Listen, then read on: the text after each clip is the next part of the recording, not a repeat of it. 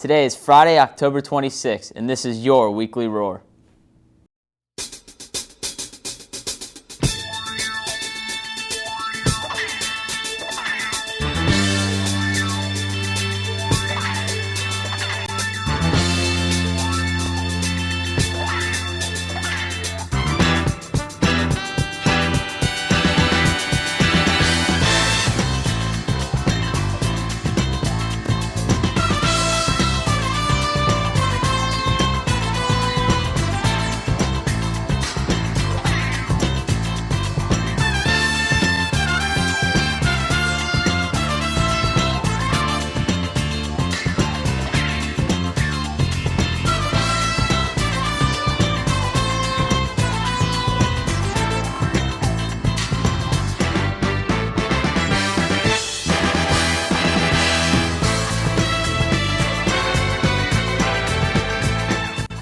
After a week off the Weekly Roar, we're back and ready for action.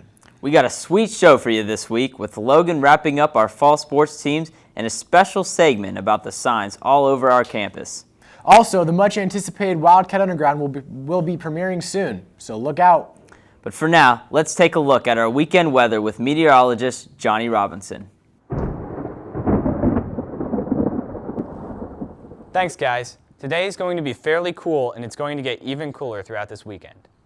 If you look at the national map, you can see a front coming in our direction from the southeastern part of the United States. If we take a look a little closer to home, we can see a front approaching us, and with it is bringing much cooler temperatures. Today, we have a high of 65 and a low of 48. Going into next week, we'll see falling temperatures. Saturday, rainy with a high of 59 and a low of 42. Sunday, sunny with a high of 58 and a low of 33. Monday, sunny with a high of 56 and a low of 34. Tuesday, sunny with a high of 55 and a low of 36. That's it for weather. Now back to you guys.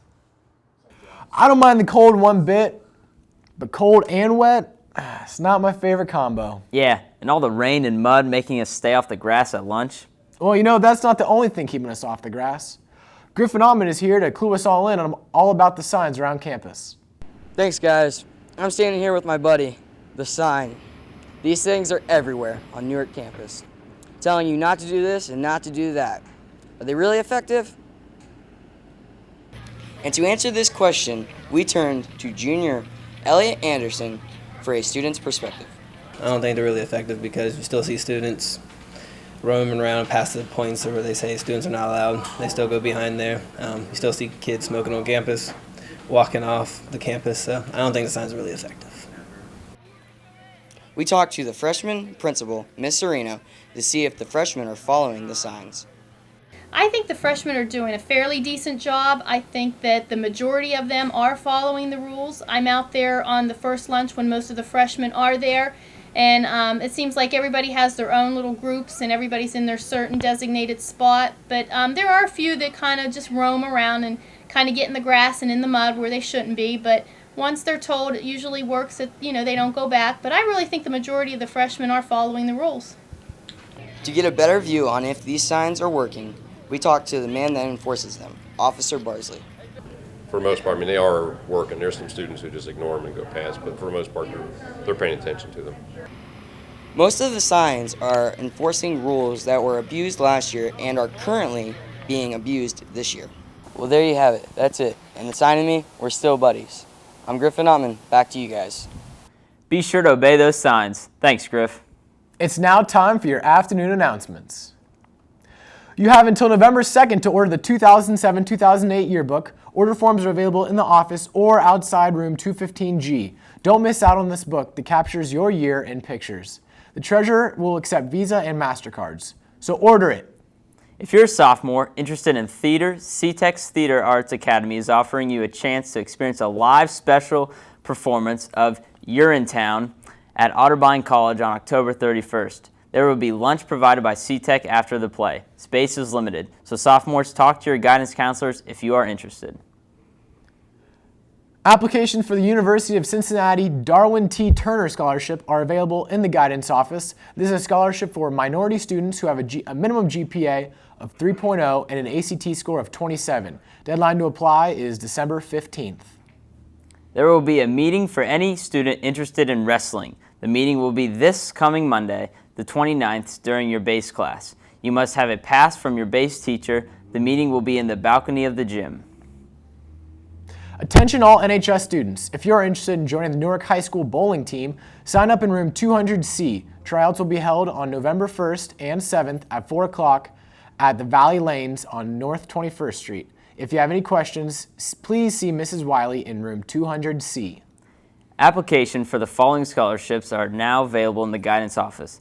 Coca-Cola scholarship. Applicants must be high school seniors with a minimum GPA of 3.0. Deadline to apply in this coming Wednesday, October 31st. Also, the Ron Brown Scholar Program. This scholarship is for African American students who demonstrate academic achievement, leadership, and community service. Financial need is also a factor. If you have volunteered in your community over the past year, you could win $1,000 in a fabulous trip to Washington, D.C. next May.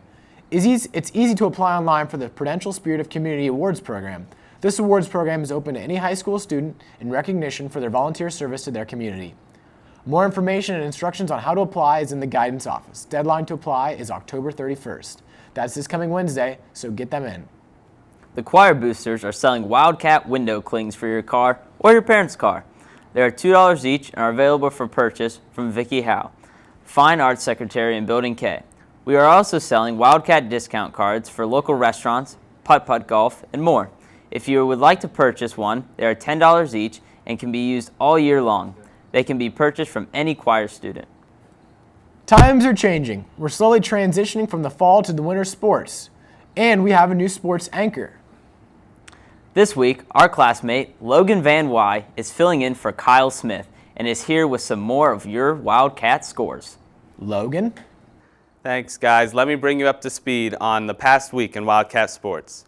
The past 2 weeks, actually, starting with the varsity football team, the Cats were stunned big time as they lost to arch rival Lancaster. The Golden Gales posted a 42-7 defeat of our boys 2 weeks ago. The Cats could only generate a little under 150 total yards of offense. The Gales' defense was tough through the whole game.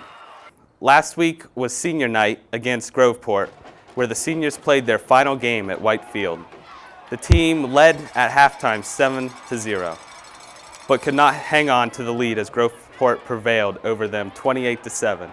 The boys tried to finish on a positive note and gain some redemption on the season as they traveled to Gahanna Lincoln tonight for their season finale. The ladies Wildcat volleyball team prevailed over Gahanna Lincoln in their final regular season game. They headed to tournament with high hopes, but saw their season come to an end with a loss to Hilliard-Davidson. The Lady Cats soccer team season also ended with a tournament loss to Watkins Memorial, 0-1. That's all we have for today, and see you next week with a look at one of our winter sports teams preparing for their upcoming season and a wrap-up of football against Gahanna. Not too bad, Logan. We might keep you around. Well, that's all we have for you this week. For everyone here at WNN, I'm Corey Hegel. You stay classy, Newark High School.